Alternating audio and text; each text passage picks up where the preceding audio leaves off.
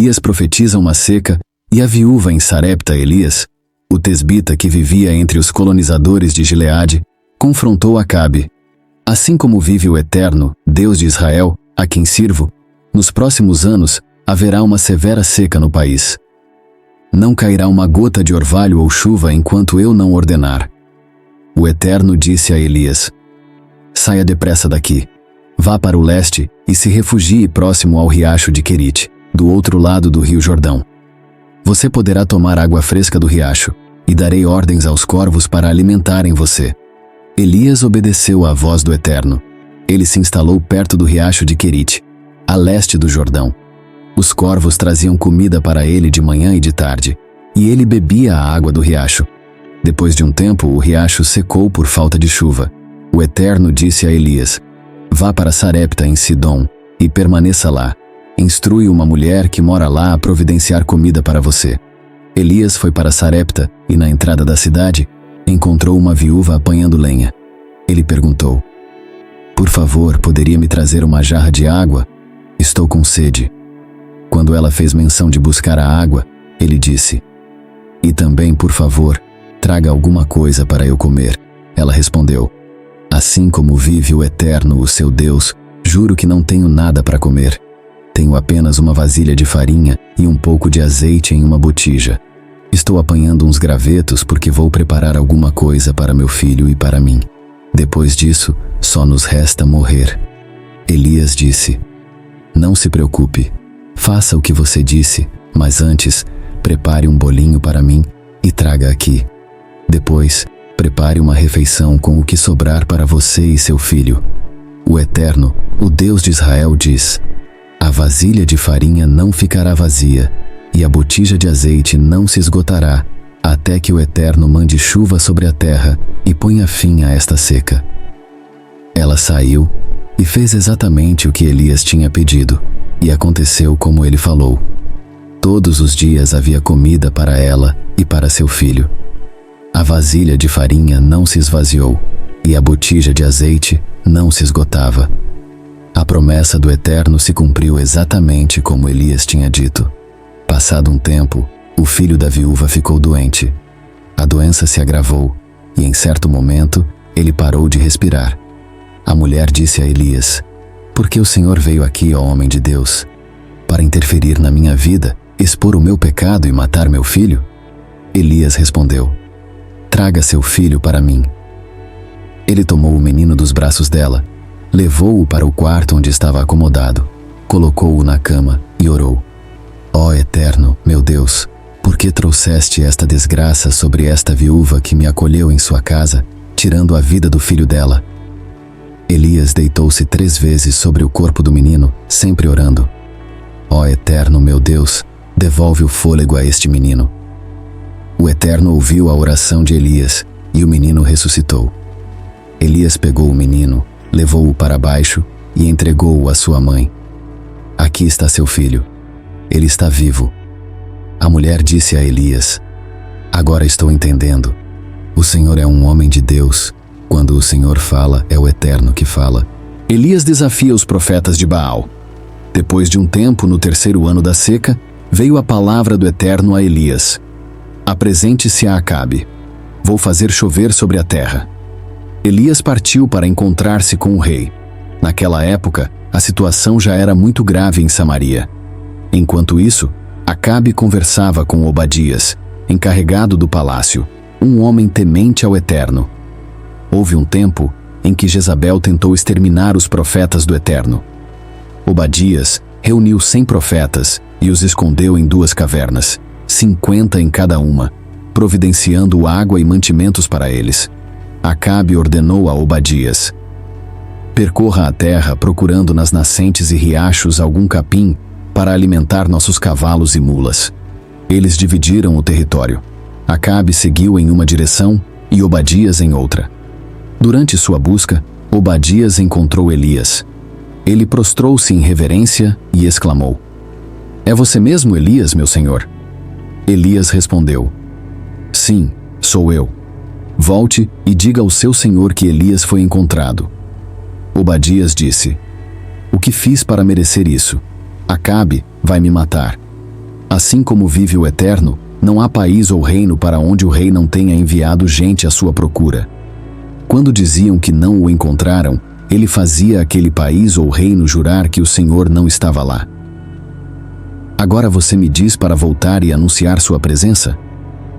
Assim que eu partir, o Espírito do Eterno o levará para não sei onde, e minha informação não se confirmará. Eu serei morto. Elias respondeu: Assim como vive o Senhor dos Exércitos, a quem sirvo, hoje mesmo me apresentarei a Acabe. Obadias foi imediatamente procurar o rei e contar a novidade. Acabe foi ao encontro de Elias. Quando viu Elias, Acabe exclamou: É você mesmo o agitador de Israel? Elias respondeu: Não fui eu quem provocou esta desgraça sobre Israel. Foi você e seu governo. Vocês abandonaram os caminhos do Eterno e os seus mandamentos para seguir os Baalins. Reúna todo Israel. Elias profetiza uma seca e o milagre com a viúva de Sarepta. Elias, o tesbita, que vivia entre os colonizadores de Gileade, confrontou Acabe. Assim como vive o Eterno, Deus de Israel, a quem sirvo, nos próximos 3 anos haverá uma seca severa no país. Não cairá uma gota de orvalho ou de chuva enquanto eu não ordenar. O Eterno disse a Elias: Saia daqui. Vá para o leste e se refugie próximo ao riacho de Querite, do outro lado do rio Jordão. Você poderá tomar água fresca do riacho, e ordenarei aos corvos que o alimentem. Elias obedeceu à voz do Eterno e se instalou perto do riacho de Querite, a leste do Jordão. Os corvos traziam comida para ele de manhã e de tarde, e ele bebia da água do riacho. Depois de algum tempo, o riacho secou por falta de chuva. O Eterno disse: Vá para Sarepta, em Sidom, e permaneça lá. Instrui uma viúva que mora lá a providenciar comida para você. Elias foi. Na entrada da cidade, encontrou uma viúva apanhando lenha e pediu: Por favor, traga-me uma jarra de água, estou com sede. Enquanto ela buscava a água, Elias pediu: E também, por favor, traga algo para eu comer. A mulher respondeu: Assim como vive o Eterno seu Deus, juro que não tenho nada. Tenho apenas uma vasilha de farinha e um pouco de azeite numa botija. Estou apanhando gravetos para preparar algo para meu filho e eu comermos. Depois disso, só nos resta morrer. Elias disse: Não se preocupe. Faça o que disse, mas primeiro prepare um bolinho para mim. Depois, prepare algo para você e seu filho. Pois assim diz o Eterno Deus de Israel: A vasilha de farinha não ficará vazia, e a botija de azeite não se esgotará até que o Eterno mande chuva sobre a terra. Ela obedeceu e aconteceu como Elias disse. Todos os dias havia comida para ela e seu filho. A promessa do Eterno se cumpriu. O desafio no Monte Carmelo. No Monte Carmelo, Elias desafiou o povo: Até quando vocês ficarão em cima do muro? Se o Eterno é Deus, sigam-no. Se é Baal, sigam-no. Ninguém respondeu. Elias disse: Sou o único profeta do Eterno que restou em Israel. Mas há 450 profetas de Baal. Tragam 2 novilhos. Eles escolherão um, cortarão em pedaços e o colocarão sobre a lenha. Mas não acenderão o fogo. Eu farei o mesmo com o outro novilho.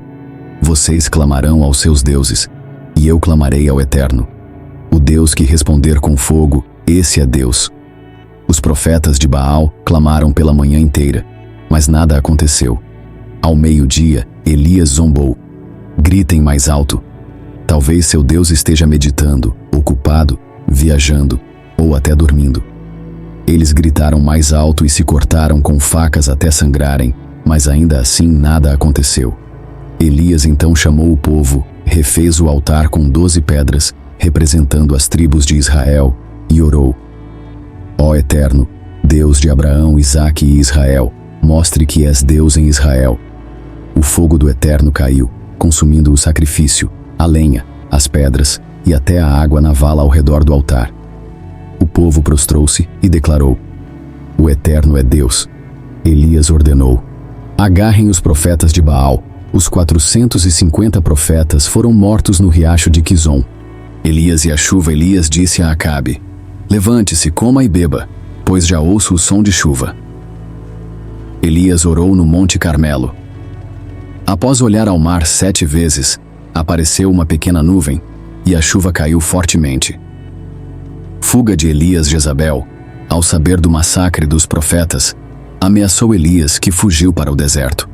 Exausto, pediu ao Eterno: já basta, leve minha vida. Um anjo trouxe pão e água, e Elias, fortalecido, caminhou 40 dias e 40 noites até o monte Horebe. O Eterno disse: volte e unja Hazael como rei da Síria, Jeú como rei de Israel, e Eliseu como profeta em seu lugar. Preservei 7.000 em Israel que não se dobraram a Baal. Elias encontrou Eliseu e o ungiu como seu sucessor. O confronto com Acabe. Nabote recusou vender sua vinha a Acabe, que voltou frustrado. Jezabel planejou falsamente acusar Nabote, resultando em sua morte. Elias confrontou Acabe, declarando o juízo de Deus sobre ele e Jezabel: pelo que ela vale, ou darei em troca outra vinha? Mas ele me disse: nunca entregarei a minha vinha ao Senhor. Jezabel disse: e o rei de Israel precisa se preocupar com isso? Não é você quem manda aqui? Anime-se. Eu cuidarei disso e conseguirei a vinha de Nabote para você. Ela escreveu cartas a todas as autoridades e líderes da cidade de Nabote, assinou pelo rei e pôs o selo oficial. Na carta, ela escreveu: convoquem um dia de jejum e coloquem Nabote num lugar de destaque. Ponham ao seu lado 2 sujeitos de má índole que o acusem. Você blasfemou contra Deus e contra o rei. Então, levem-no para fora da cidade e o apedrejem até a morte. Foi exatamente o que fizeram os homens mais influentes da cidade. Seguiram as instruções de Jezabel conforme estavam escritas na carta. Convocaram um dia de jejum e colocaram Nabote num lugar de honra diante de todos. Os 2 homens o acusaram. Ele blasfemou contra Deus e contra o rei. Então o levaram para fora da cidade e o apedrejaram cruelmente até a morte. Quando soube que Nabote tinha sido apedrejado até morrer, Jezabel disse a Acabe: tome posse da vinha de Nabote de Jezreel, a vinha que ele recusou entregar a você. Nabote está morto. Quando Acabe soube disso, saiu para tomar posse da vinha. A palavra do Senhor veio a Elias, o tisbita: levante-se e vá até Acabe, rei de Samaria de Israel. Você o encontrará na vinha de Nabote, onde ele está tomando posse da propriedade. Diga a ele: assim diz o Senhor, o que está acontecendo aqui? Primeiro assassinato, depois roubo. No mesmo lugar em que os cães lamberam o sangue de Nabote, lamberão também o seu. Acabe disse a Elias: você me encontrou, meu inimigo? Elias respondeu: de fato, encontrei você. Já que você se vendeu para cometer esse erro contra o Senhor, ele diz: vou destruir você e aniquilar seus descendentes, matando todos os homens da sua linhagem, sem exceção. Farei com você o mesmo que fiz com Jeroboão, filho de Nebate, e com Baasa, filho de Aías, porque você provocou a minha ira e levou Israel a cometer pecado. Quanto a Jezabel, diz o Senhor, os cães devorarão Jezabel perto do muro de Jezreel. Todos os que pertencerem à família de Acabe e morrerem na cidade serão devorados pelos cães, e os que morrerem no campo serão devorados pelos corvos. Acabe, influenciado por sua mulher Jezabel, cometeu todo tipo de pecado contra o Senhor. Ele foi muito pior do que seus antecessores. Entregou-se a atos perversos diante dos ídolos, como os amorreus, que o Senhor havia expulsado de sua terra. Quando ouviu as palavras de Elias, Acabe rasgou suas roupas, vestiu-se com panos de saco e jejuou. Ele até dormia com panos de saco e andava cabisbaixo. Então o Senhor disse a Elias, o tisbita: observe que Acabe se humilhou diante de mim. Por isso, durante a vida dele, não trarei esse desastre, mas farei isso durante o reinado de seu filho. Após a morte de Acabe, Moabe se rebelou contra Israel. Certo dia, Acasias, filho de Acabe, caiu da sacada do quarto do seu palácio em Samaria e ficou gravemente ferido. Por isso, enviou mensageiros para consultar Baal-Zebub, deus de Ecrom. Vou me recuperar deste acidente? Então, o anjo do Senhor disse a Elias, o tisbita: levante-se, vá encontrar-se com os mensageiros do rei de Samaria e diga a eles: por acaso não há Deus em Israel para vocês irem consultar Baal-Zebub, Deus de Ecrom? Pois assim diz o Senhor: você não sairá dessa cama. Ficará aí como se estivesse morto. Elias entregou a mensagem e foi embora. Quando os mensageiros voltaram, o rei perguntou: por que voltaram tão rápido? Eles responderam: encontramos um homem que nos disse: voltem ao rei que enviou vocês e digam a ele: assim diz o Senhor, por que vocês estão consultando Baal-Zebub, Deus de Ecrom, como se não houvesse Deus em Israel? Por isso, você não sairá dessa cama. Você é um homem morto. Quando os mensageiros voltaram, o rei perguntou: por que voltaram tão rápido? Eles responderam: encontramos um homem que nos disse: voltem ao rei que enviou vocês e digam a ele: assim diz o Senhor, por que vocês estão consultando Baal-Zebub, Deus de Ecrom, como se não houvesse Deus em Israel? Por isso você não sairá dessa cama. Você é um homem morto. O rei perguntou: falem mais sobre esse homem, como ele era. Eles disseram: usava roupas de pelo e um cinto de couro. O rei disse: deve ser Elias, o tisbita. Então o rei enviou um capitão com 50 homens para buscar Elias, que estava sentado tranquilo sobre uma colina. O capitão chegou e disse: homem de Deus, por ordem do rei, desça daí. Elias respondeu: se sou mesmo um homem de Deus, que um raio caia sobre você e seus 50 soldados. De repente, um raio saiu do céu e consumiu o capitão e os 50 soldados. Essa cena se repetiu com outro capitão e outros 50 soldados. Na terceira vez, o capitão se ajoelhou diante de Elias e suplicou: ó homem de Deus, tenha consideração com a minha vida e a vida destes 50 soldados. Já 2 vezes raios destruíram capitães e seus soldados. Por favor, tenha misericórdia. Então o anjo do Senhor disse a Elias: não tenha medo, desça com ele. Elias desceu e entregou ao rei a mesma mensagem: como você consultou Baal-Zebub, Deus de Ecrom, em vez de Deus, você não sairá vivo dessa cama. E assim foi. O rei morreu, conforme o Senhor havia anunciado por meio de Elias. Como Acasias não teve filhos, seu irmão Jorão o sucedeu no trono, no 2º ano do reinado de Jeorão, filho de Josafá, rei de Judá. Você é um homem morto, e Acasias morreu exatamente como o Senhor anunciou por meio de Elias. Como Acasias não teve filhos, seu irmão Jorão o sucedeu no trono no 2º ano do reinado de Jeorão, filho de Josafá, rei de Judá. O restante da vida de Acasias está registrado nas crônicas dos reis de Israel. Pouco antes de o Senhor levar Elias ao céu em um redemoinho de fogo, Elias e Eliseu saíram em uma caminhada partindo de Gilgal. Elias disse a Eliseu: fique aqui, pois o Senhor me mandou tratar de um assunto em Betel. Eliseu respondeu: assim como vive o Senhor, não o perderei de vista. E os 2 foram para Betel. Em Betel, os discípulos dos profetas viram Eliseu e disseram: você sabe que hoje o Senhor vai levar o seu mestre embora? Eliseu respondeu: sim, eu sei, mas não quero falar sobre isso. Depois Elias disse a Eliseu: fique aqui, pois o Senhor me mandou tratar de um assunto em Jericó. Eliseu respondeu: assim como vive o Senhor, não o perderei de vista. E os 2 foram para Jericó.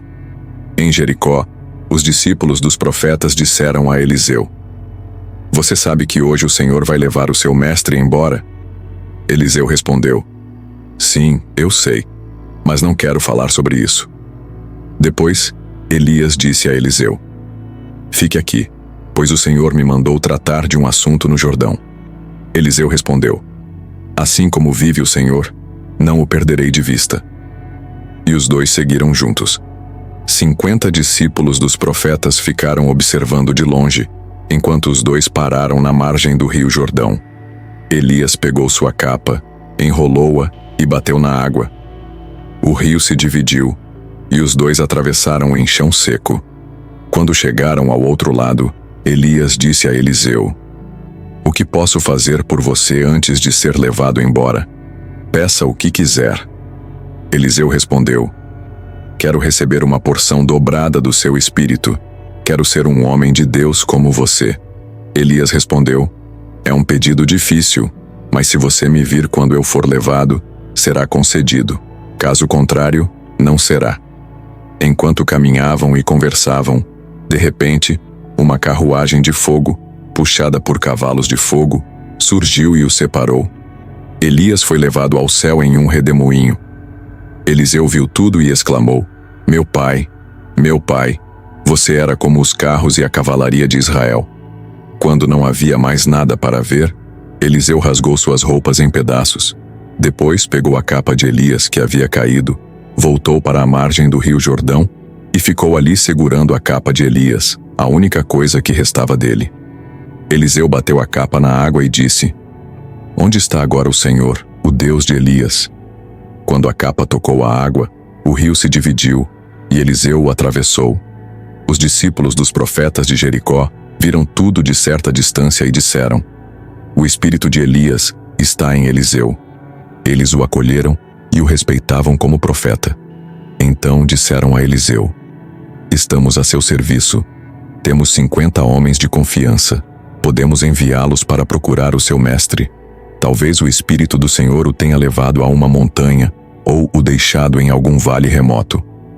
Eliseu respondeu: "Não se preocupem com isso." Mas eles insistiram tanto que ele acabou cedendo. "Tudo bem, podem enviá-los." Os 50 homens passaram 3 dias procurando o profeta por todas as montanhas e vales, mas não encontraram nada. Finalmente voltaram para Jericó, onde Eliseu estava. Ele disse: "Eu não falei? Agora vocês acreditam." Certo dia, os líderes da cidade disseram a Eliseu: "Mestre, você mesmo pode ver como nossa cidade está bem localizada, mas a água está poluída e por isso a vegetação não cresce." Eliseu disse: "Tragam-me um balde novo com um pouco de sal." Eles trouxeram o balde e ele foi até a nascente, jogou o sal e profetizou: "Assim diz o Senhor: purifiquei esta água. Nunca mais ela causará mortes, nem contaminará a terra." E de fato, a água foi purificada e permanece limpa até hoje, conforme a palavra de Eliseu. Em outra ocasião, enquanto Eliseu estava a caminho de Betel, alguns meninos saíram da cidade e começaram a zombar dele, dizendo: "Você aí, careca, vai embora daqui." Eliseu virou-se, olhou para eles e os amaldiçoou em nome do Senhor. 2 ursos saíram da mata e atacaram 42 meninos, despedaçando-os. Depois disso, Eliseu subiu ao Monte Carmelo e, em seguida, voltou para Samaria.